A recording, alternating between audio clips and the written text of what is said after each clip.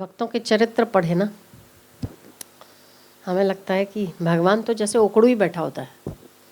ऐसा कोई भक्त मिले जिसके लिए सब कुछ न्योछावर कर देना पड़े। ऐसी और भी एक थी साउथ की, वो भगवान से प्रीति करती, पति मानती थी उसको। बचपन से ही श्रृंगार करना, नहलाना। ये थोड़ी बड़ी हुई तो पिता ने लड़का देखा, बेटी की शादी करना है।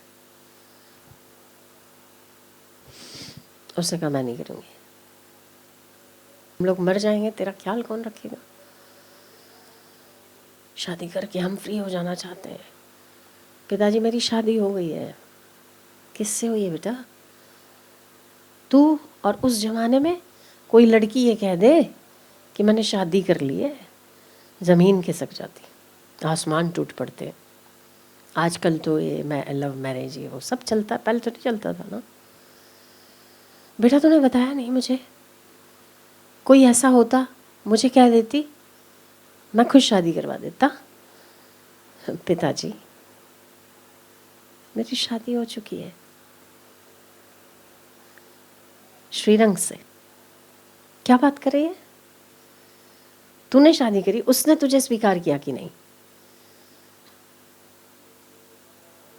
पिताजी कहते हैं ना, भगवान जिस भी भाव से, हमारा भाव कैसा है उसी भाव से हमको स्वीकार करते हैं।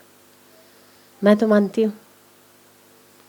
बेटा तो फिर अगर तुमने ऐसा सोच लिया है तो हर रोज भगवान की सेवा करो, हर रोज उन्हें दूल्हे की तरह सजाओ, हर रोज आप दुल्हन की तरह सजो।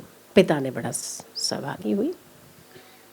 खैर एक दिन, बहुत कथा थोड़ी लंबी है, एक दिन ऐसा आया कि पिता और माता दोनों ही बड़ी जिद पर लगे कि बेटा पत्थर कभी शादी नहीं करता ना, प्रैक्टिकल बनना चाहिए जीवन में।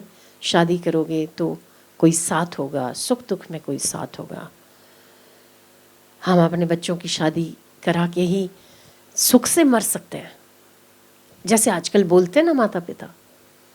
वो श्रीरंग के मंदिर में गई भागती हुई, बहुत रोई, बहुत रोई। आप नहीं मानोगे, नहीं मानोगे आप।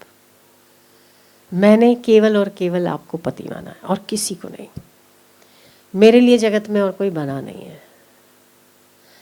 मेरे माता पिता को इस शरीर के भविष्य की चिंता है। नहीं थामोगे मेरा हाथ? मैंने माना है ना, और मैंने सुना है कि आपको जो जैसे बचता है आप भी उसको वैसा ही बचते हो। क्या यह सत्य है? क्या ये झूठ है? श्रीरंग प्रकट होते हैं, घटित घटना है। कोई एक दिन तय होता है। कौन सा दिन तय होता है? शायद वो एकादशी थी। कोई दिन तय होता है, मुझे याद नहीं अभी। और उस दिन हम लोग धूमधाम से शादी करेंगे।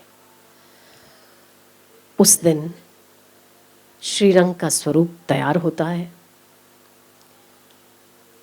लिटरली बारात जाती है, शहनाई बजती है, पत्थर की मूर्ति से श्रीरंग प्रकट होते हैं और जयंती का हाथ थामते हैं।